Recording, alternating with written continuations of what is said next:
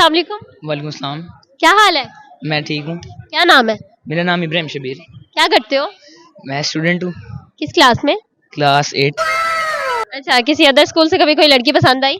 No, इस तरह के भी शौक नहीं। शरीफ बच्चे हो? जी, मॉमीज बॉय।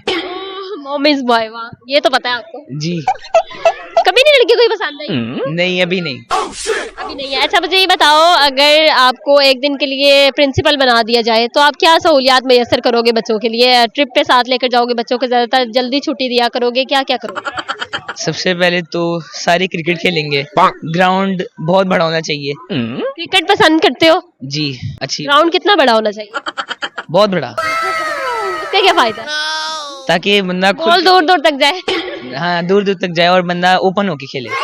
यस। और इसके अलावा?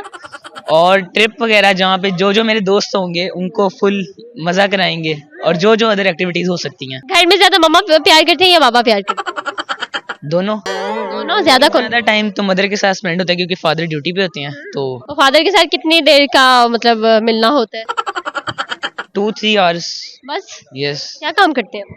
वो SNGPL में। मतलब टाइम नहीं मिलता कि फैमिली को टाइम दे सके? हाँ, इतना नहीं, लेकिन बस रात को ही बस थोड़ी बहुत बात, डिनर साथ करते हैं डाइनिंग पे, और बस इतना ही होता है, ज्यादा नहीं।